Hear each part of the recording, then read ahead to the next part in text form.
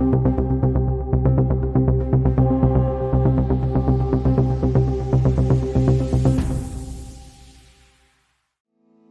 Sobat Urban, dampak konflik bersenjata di Timur Tengah kini mulai merembet hingga ke negeri Sakura.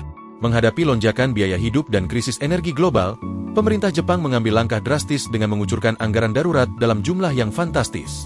Kabinet Jepang secara resmi telah menyetujui anggaran tambahan sebesar 19 miliar dolar AS, atau setara dengan 340,1 triliun rupiah. Langkah fiskal ini diambil untuk membentengi masyarakat dari meroketnya harga energi dan biaya hidup akibat perang di Timur Tengah, termasuk ketegangan yang melibatkan Iran. Menurut keterangan resmi dari kantor Perdana Menteri Jepang, dana jumbo ini dialokasikan untuk menjaga agar roda ekonomi dan kehidupan sehari-hari warga tidak lumpuh akibat inflasi.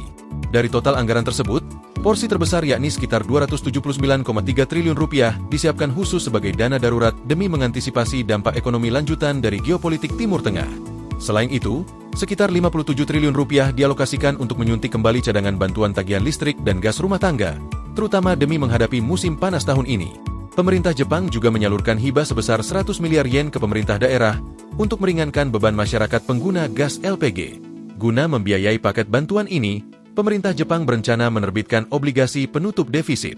Meski menambah utang, Tokyo menegaskan langkah ini tidak akan mengguncang kondisi fiskal negara. Hal ini dikarenakan penerimaan pajak Jepang pada tahun fiskal lalu tercatat lebih tinggi dari perkiraan, ditambah adanya penghematan pada sejumlah pos belanja negara lainnya. Juru bicara pemerintah, Minoru Kihara, menyatakan bahwa anggaran ini disusun dengan tujuan utama meminimalkan risiko di tengah ketidakpastian global yang terus berlanjut. Efek perang di Timur Tengah nyatanya bukan sekadar teori ekonomi, melainkan sudah berdampak nyata pada sektor industri di Jepang.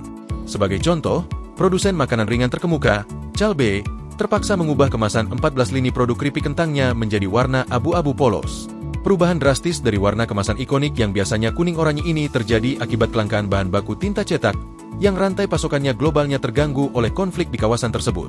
Hingga saat ini, Perdana Menteri Sanae Takaichi menegaskan pemerintah terus berupaya mengamankan pasokan alternatif minyak dan produk turunan industri seperti nafta hingga musim semi tahun depan.